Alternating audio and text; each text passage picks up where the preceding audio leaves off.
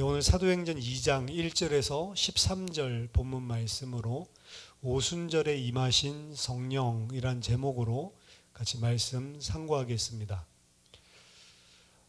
사도행전 1장을 우리가 살펴봤지만 부활하신 주님을 만나본 제자들, 그리고 40일 동안 하나님 나라에 대해서 가르침을 또다시 부활하신 주님에게 지속적으로 받았던 제자들, 하지만 그럼에도 불구하고 승천하시려는 바로 그 순간에도 이스라엘 나라를 회복하시는 게 이때입니까? 라고 물어봤던 제자들, 즉 그들은 여전히 주님께서 이 땅 위에 오셔서 이루시고 또 앞으로 이루어갈 구원의 역사에 대해서, 구원의 계획에 대해서 아직 잘 모르고 있었던 것이 분명합니다.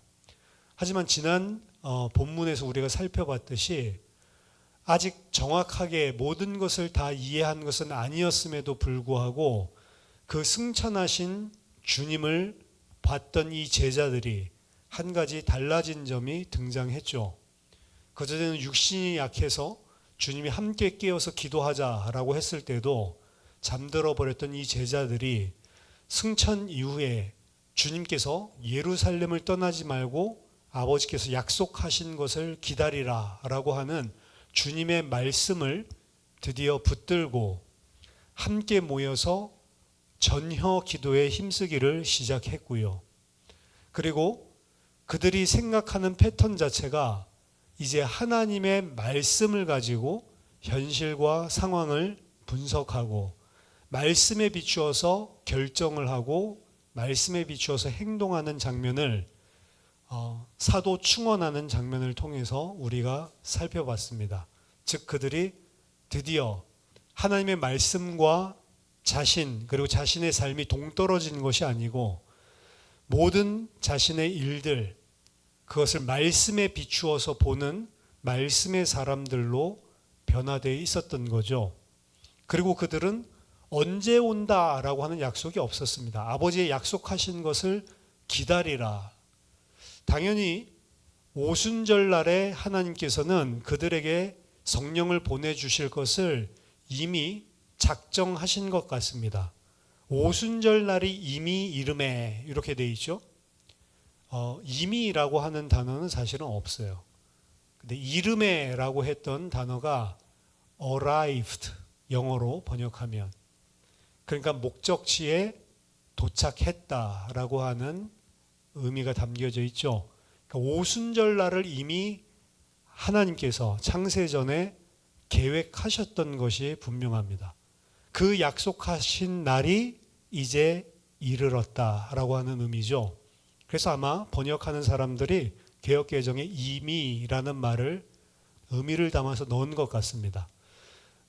이 하나님께서 성령을 보내주시기로 작정하신 그 날이 이제 다 도달했기 때문에 이제 성령을 부어주시는 일이 일어난 거죠.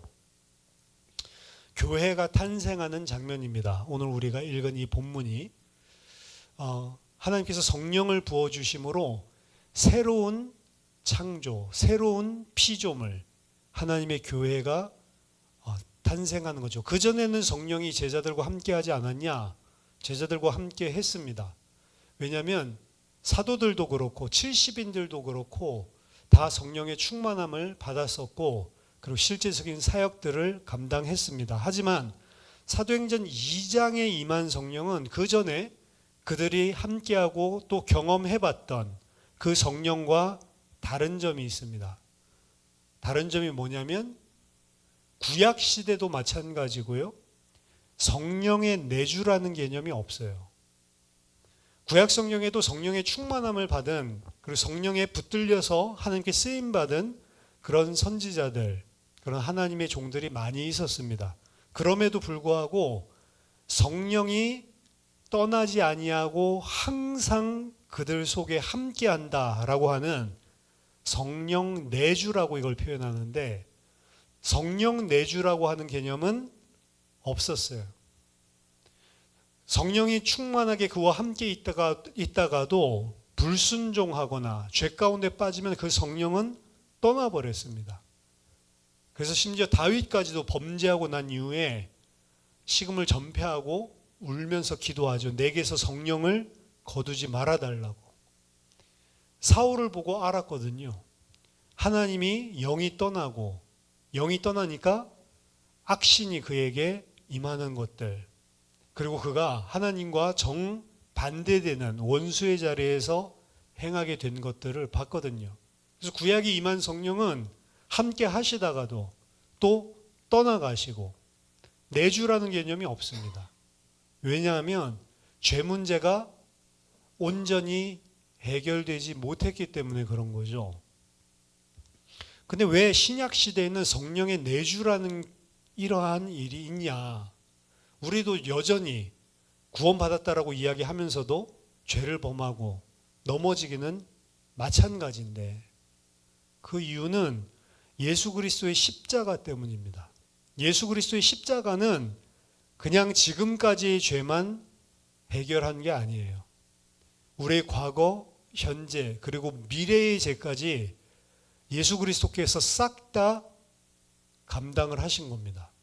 우리가 지은 모든 죄, 또 우리가 지을 모든 죄까지도 십자가에서 이미 다 감당하시고, 하나님의 자녀가 되었을 때, 하나님의 백성이 되었을 때 내 잘못과 내 죄와 나의 문제로 말미암아 하나님께서 떨어질 수 있는 근거가 싹 다 해결이 된 것입니다.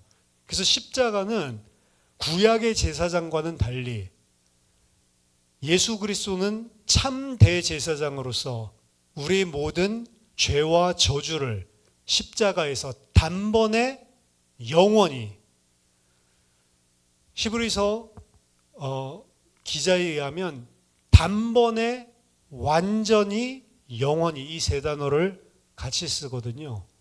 히브리서 10장에서 단번에 해결하셨고, 완전히 해결하셨고, 영원히 해결하셨다.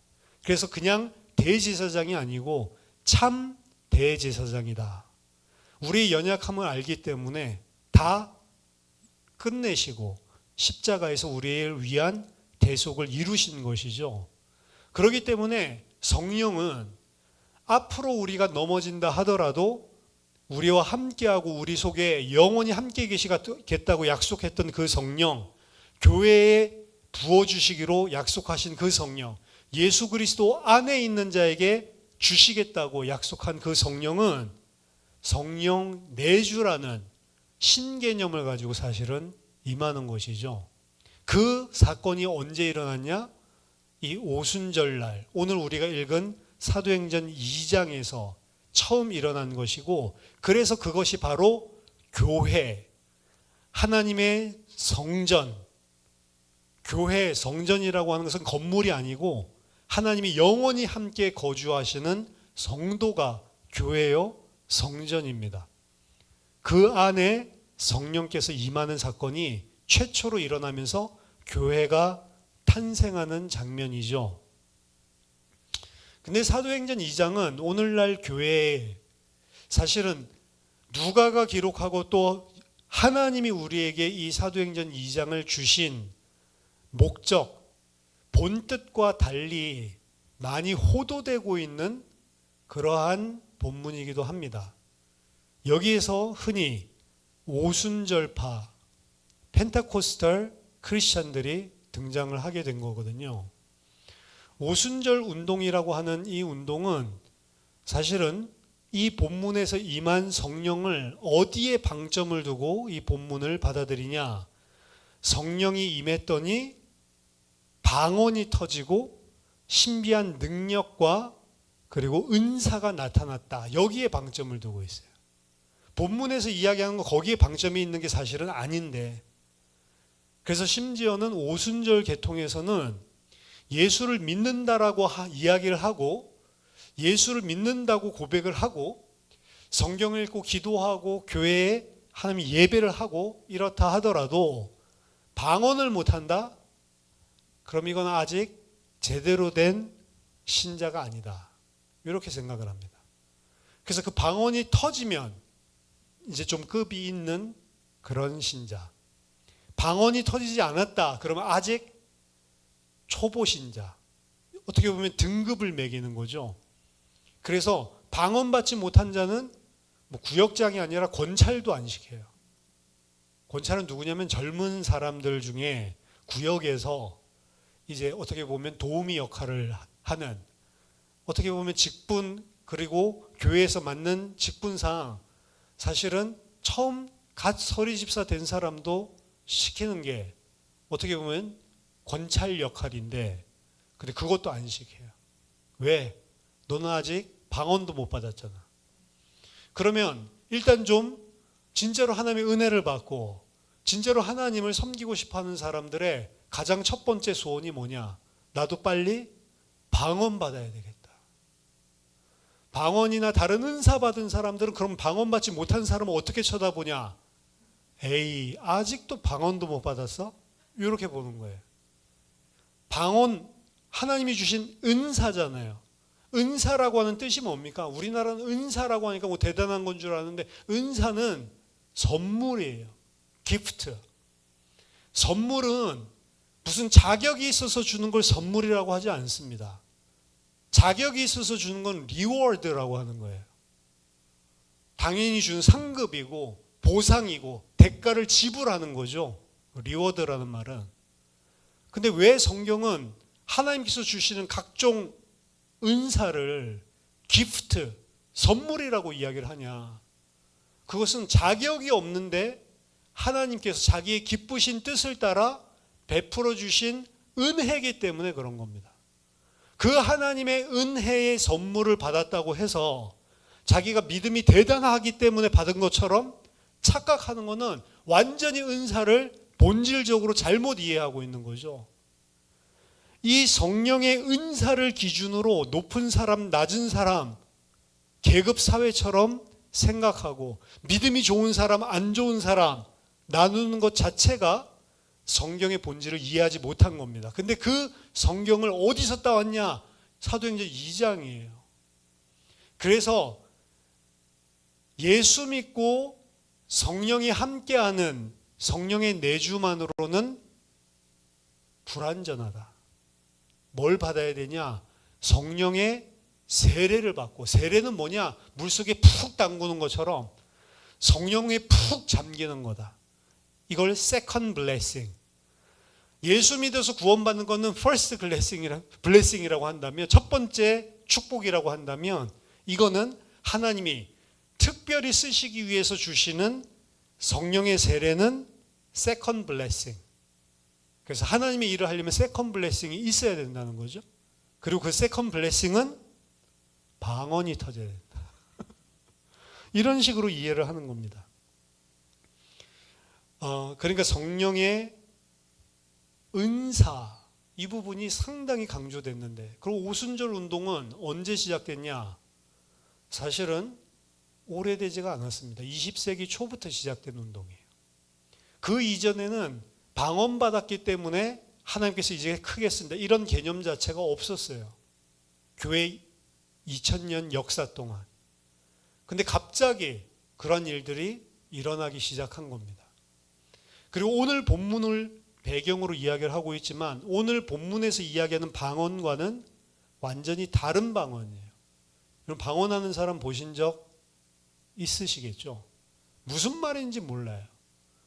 뭐 우리나라 말 같지도 않고, 영어 같지도 않고, 중국어 같지도 않고, 저게 어느 나라 말이야? 그것도 말이라면 계속 바뀌어야 되는데 똑같은 문장만 계속 주구장창 반복해요. 그렇죠? 마치 막 주문 외우는 것 같이, 옴마니 밤의 홍 같이 똑같은 거를 계속 반복을 한단 말이죠. 옛날에 뭐 우리나라 수리수리, 마수리, 마하수리 뭐 이런 것처럼 똑같은 계속 반복을 해요.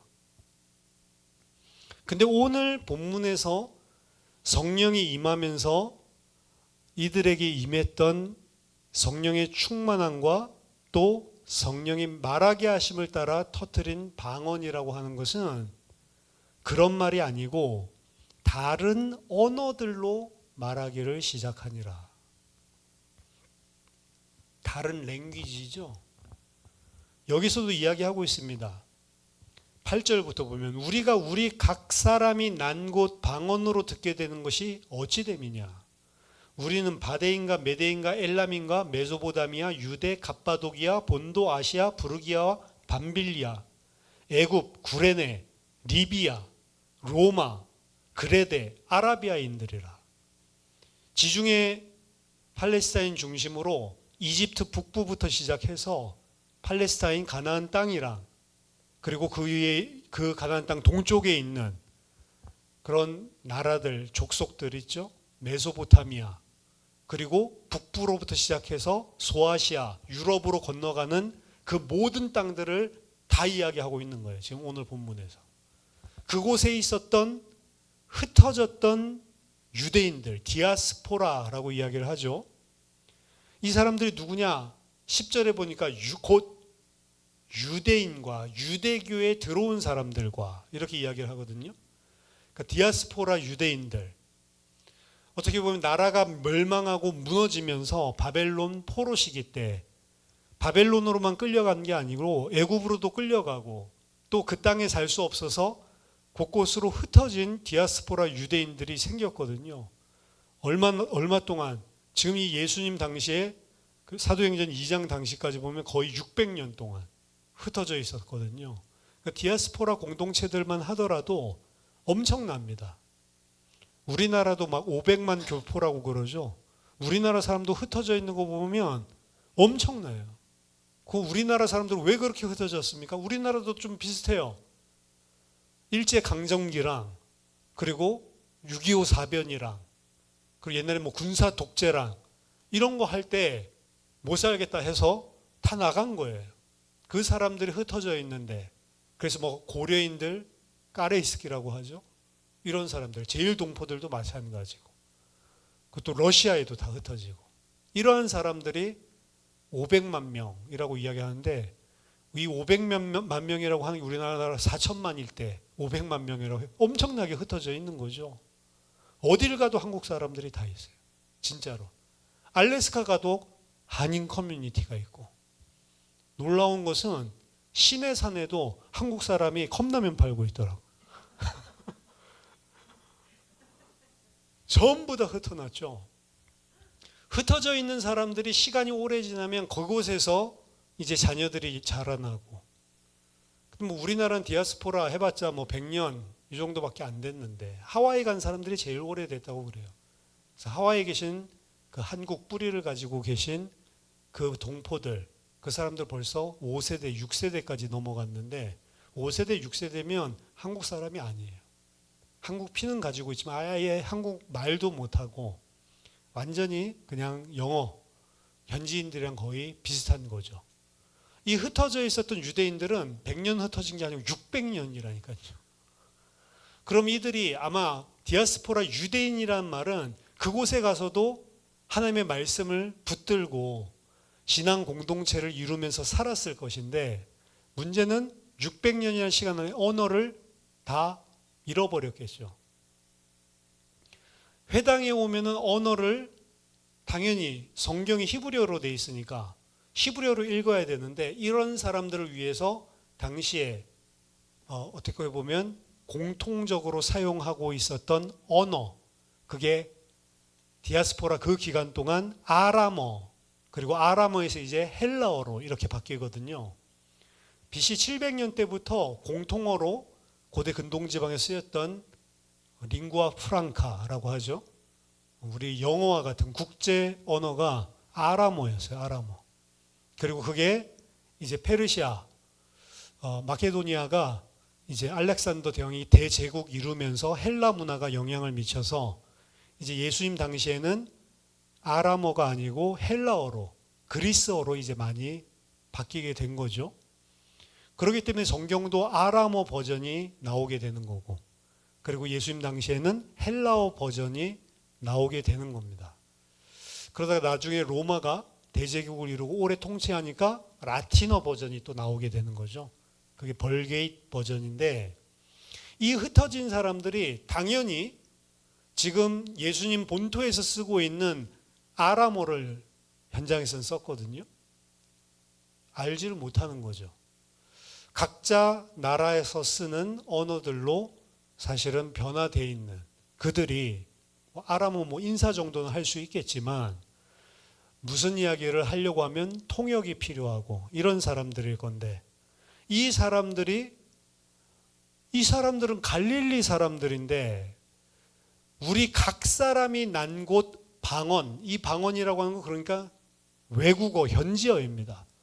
오늘날로 치면 우리 울산에 예수생명교회에 모여있는 사람들이 갑자기 막 누구는 일어나서 막 프랑스 말로 하고 누구 일어나서 영어는 제일 제가 봤을 때는 이제 학급이 되겠는데 영어로 하고 막 일본어, 중국어, 막 독일어 이렇게 막 하는 거예요.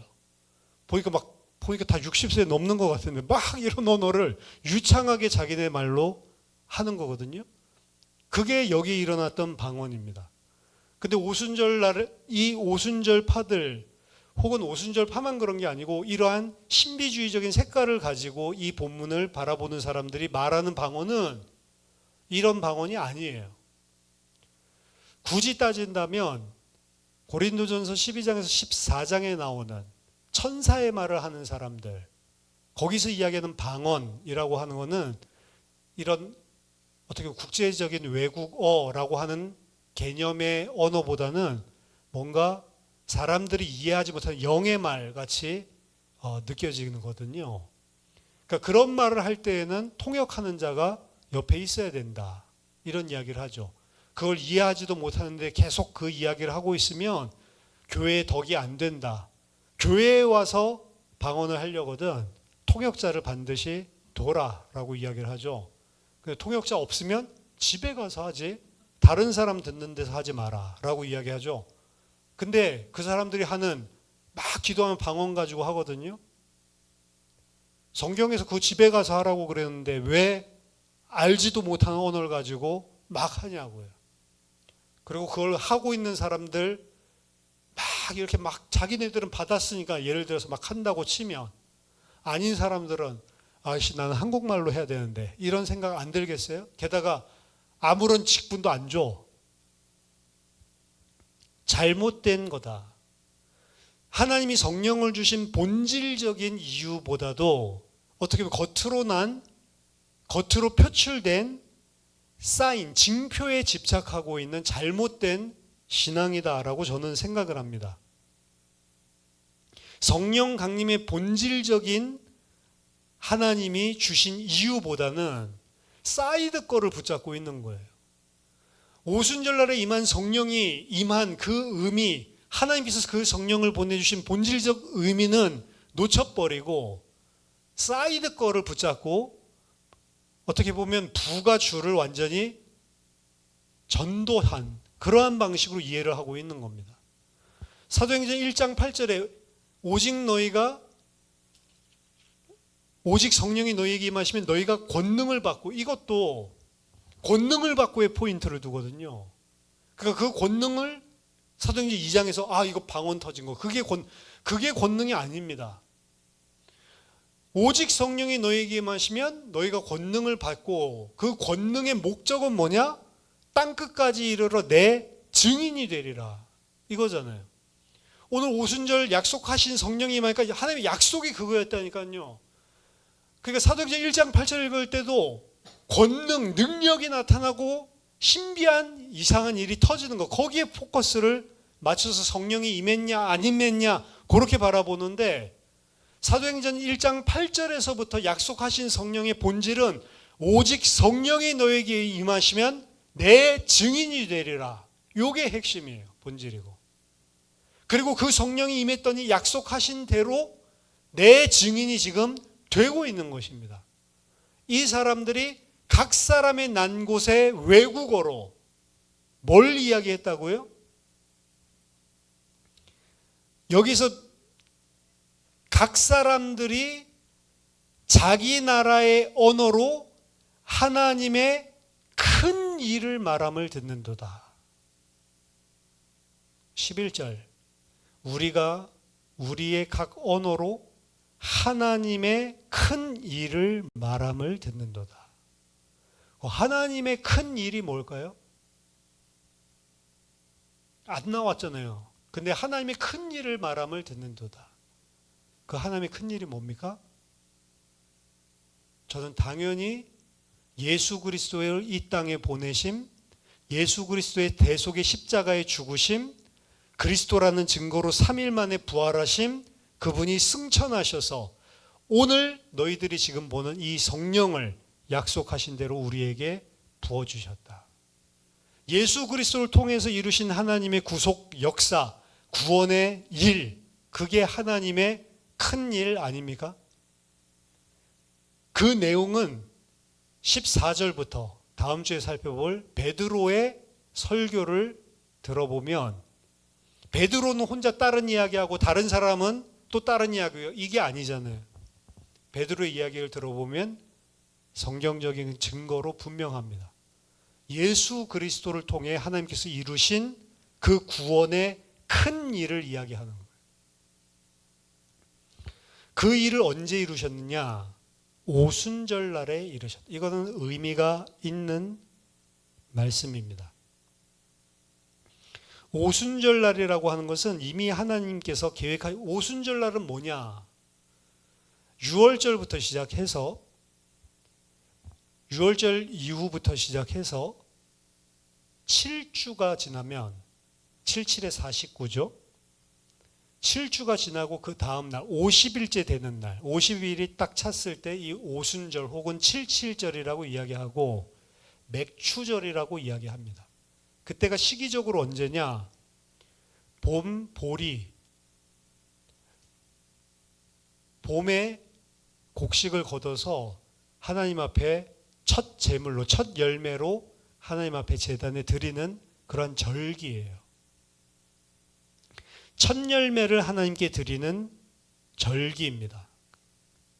그리고 제가 한번 설명한 적이 있지만 유대인들의 전통에 의하면 모세가 하나님이 임하시죠. 시내산에 임하시는데 혼자 단독으로 올라가서 백성들이 두려워해서 하나님과 함께 40일 동안 그곳에 거하면서 말씀을 받아서 내려오는데, 그 시내산에서 말씀을 받은 그날이 언제냐? 오순절이라고 이야기합니다. 그래서 두 가지를 사실은 전통적으로 유대인들은 지키면서 이 오순절을 지냈는데, 하나는 시내산에서 모세에게 율법을 주심으로, 그 율법은 하나님과 하나님의 백성 사이의 언약 체결이거든요. 하나님의 백성이 탄생한 날, 계약서 문서 같이 써 있다고 했잖아요. 그 십계명도 그렇고, 그리고 신명기 전체가. 그러니까 뭘 이야기하냐면, 하나님이 모세에게 말씀 주셨다, 율법을 주셨다라고 하는 것은 너 이렇게 살아, 요걸 준 게 아니고 언약 체결 문서라고 보는 겁니다. 그래서 하나님과 하나님의 백성 사이에 언약이 체결되는 순간, 그걸 무엇으로? 율법으로 언약이 체결되는 거죠. 그 일이 언제 일어났냐? 오순절. 그럼 오순절은 구약의 이스라엘 백성이 탄생한 그 날을 상징하는 날입니다. 그래서 전통적으로 그 날을 그 시내산에서 하나님과의 언약적 관계에 들어갔었던, 율법 받은 날로 지키고 있었던 게 오순절 절기고, 또 성경에서 나온 의미대로 이 오순절은 첫 곡식의 열매를 하나님 앞에 드리는 그러한 시간표였다는 거죠. 근데 하나님께서 굳이 이 오순절을 염두에 두시고 성령을 보내주신 것입니다. 그것은 두 가지 의미가 다 들어있어요. 이 오순절은 신약 교회, 하나님의 백성의 새로운 탄생입니다. 시내산에서 율법을 받아서 구약 백성 이스라엘이 탄생하듯이 새 언약 속에 하나님이 성령을 부어주심으로 하나님의 백성이 탄생하는 장면이 오순절이에요.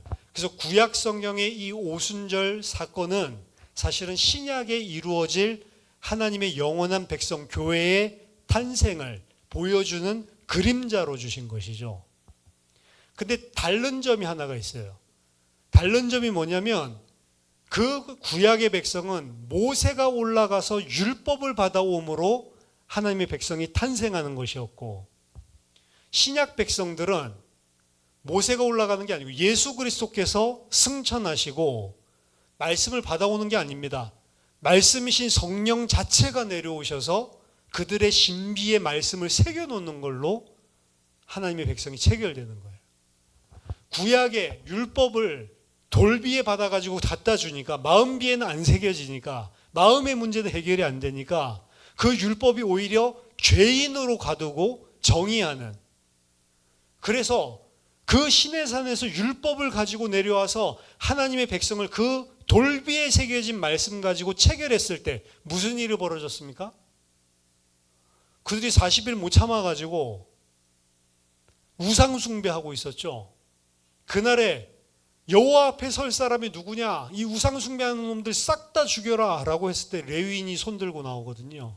그 레위 지파가 형제들 다 죽여버렸어요. 그때 죽은 사람이 얼마냐? 3,000명.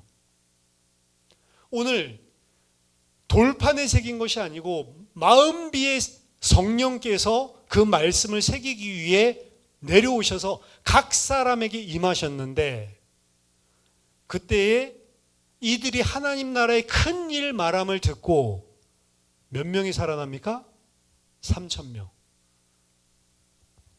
구약에서는 오순절 날에 3,000명이 죽어나갔고요. 신약교회에서 성령이 똑같이 말씀으로 오셨는데 이젠 돌판이 아니고 그 사람들의 마음속에 신비에 새겨지죠. 이러니까 3,000명이 살아나는 역사가 일어나게 된 겁니다. 성령이 오순절 날에 임하신 가장 본질적인 포커스는 여기에 있는 거예요. 방언을 했다, 이게 중요한 게 아닙니다. 그건 도구예요. 그 3,000명이 하나님 나라의 큰 일을 듣게 하기 위한 도구로 필요에 의해서 주신 것이지, 선교 현장에 미전도 부족 국가들에게 가서 복음 너무 전해주고 싶어서, 근데 선교사님 다른 언어, 그들 언어 전혀 할 줄 모르잖아요. 한국말로 그냥 복음을 말하는데 그들 언어로 터지고, 이런 경험들이 많습니다. 선교 현장에서. 그거야말로 진짜 오늘 이야기하는 방언인 거죠. 그럼 그런 사람만 권찰시키면 권찰할 사람 하나도 없겠죠. 그건 하나님께서 때와 시를 따라 주시는 은혜로, 무엇을 위해서요? 하나님의 구원의 큰 일을 이루기 위해서 하실 분인 거죠. 그러니까 너희 실력으로 하는 게 아니다. 오직 성령이 임해야만 증인이 된다라고 약속하신 것 아닙니까? 추수의 첫 열매, 3,000명의 영혼이 돌아오게 되는. 그래서 오순절은 어떻게 보면 어떻게 3,000명이나 돌아왔을까? 구약의 오순절이라고 하는 이 절기가 있었기 때문이에요, 사실은. 오순절 절기를 지키려고 예루살렘으로 지금 보니까 15개의 민족, 나라에 살고 있던 사람들이 모여들었잖아요. 예루살렘에 오순절 절기가 되면 보통 모여드는 사람이 250에서 300만 명입니다. 그러니까 3,000명이 한꺼번에 터질 수 있었던 거예요. 만약 평일에 성령이 임했다, 큰일 말해도 3,000명은커녕 300명도 잘 어려울 건데, 이 시간표에 하나님께서 작정하신 자, 예비하신 자를 절기 때문에 올라오게 하신 거죠. 그들은 그냥 평소에 늘 매년 하던 대로 절기 때문에 올라왔는데, 하나님께서는 그 절기에 올라온 그 사람들 중에 택하신 자들을 예비하신 거죠. 그리고 그들에게 방언을 통해서 그 사람들의 언어로 하나님 나라의 큰 일을 듣게 하신 것입니다. 그래서 이 오순절 날의 일이 임했다는 것은 교회로 보면은 하나님의 백성, 새로운 새 언약 백성의 탄생을 정확하게 오순절 날에 구약의 의미대로 보여주고 있는 것이고, 그리고 구약의 모세의 율법을 통해서 그 언약 백성이 탄생하는 그 장면에서는 오히려 율법이 그들을 3,000명을 죽여나갔는데, 근데 성령을 통해 마음비에 새겨진 그 하나님의 말씀은 3,000명이 살아나게 되는 생명의 역사가 일어났다.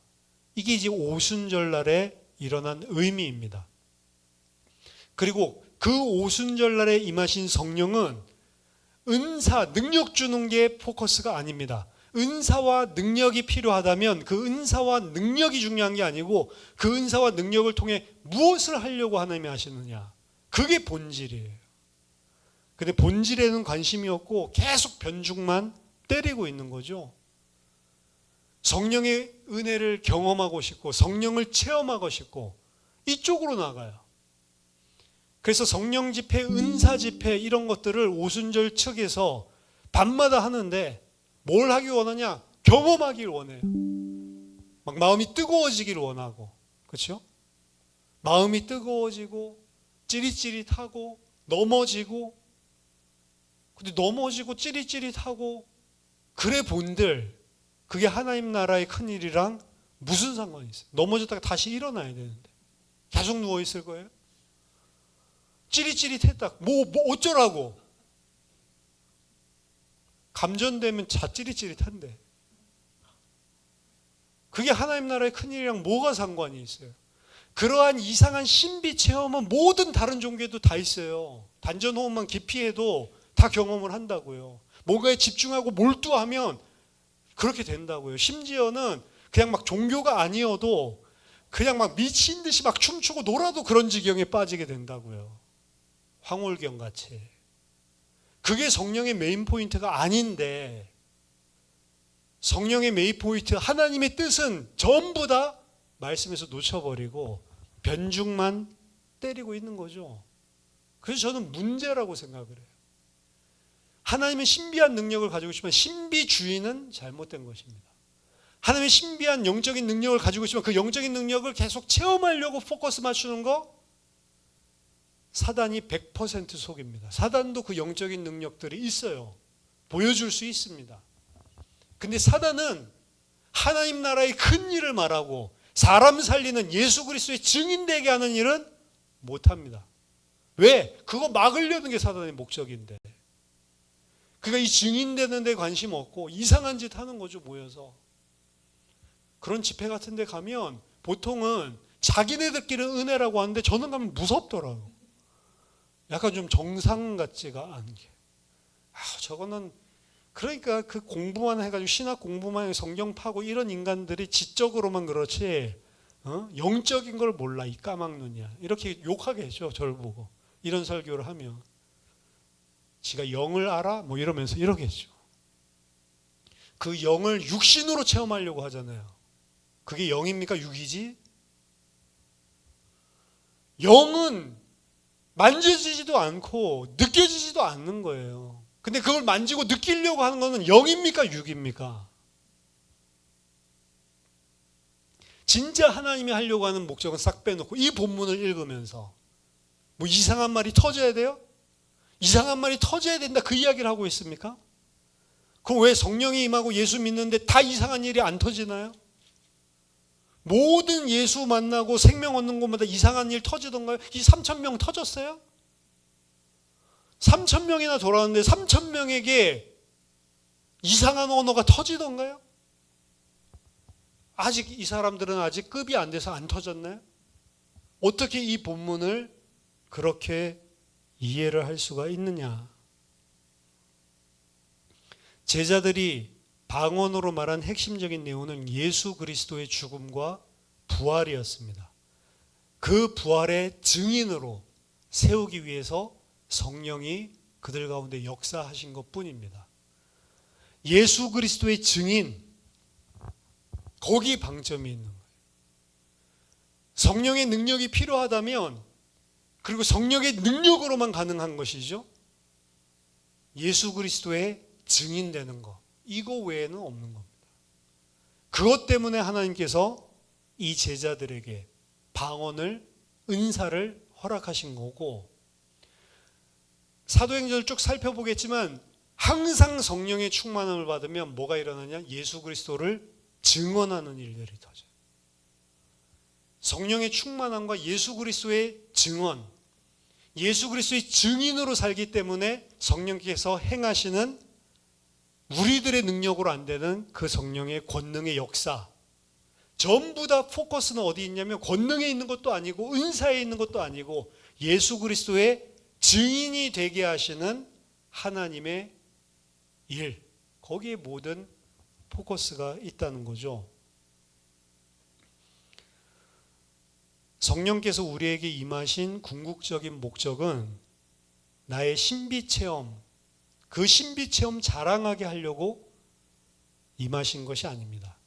하나님의 큰 일, 예수 그리스도의 죽음과 십자가의 증언으로, 부활의 증인으로 세우기 위해서 임하신 것입니다.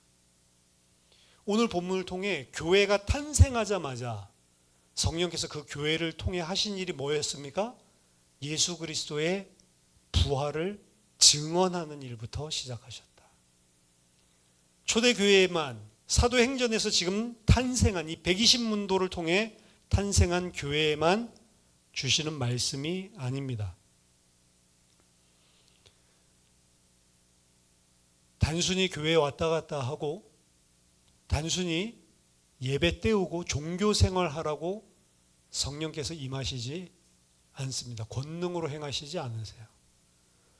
예수 그리스도의 증인, 부활의 증인 되려고 하는 자, 그것 때문에 약속하신 성령을 기대하고 기도하는 자, 부활의 증인이 되기 위해서 주님 앞에 선 자, 그들에게 하나님께서 동일하게 오늘도 살아서 역사하십니다.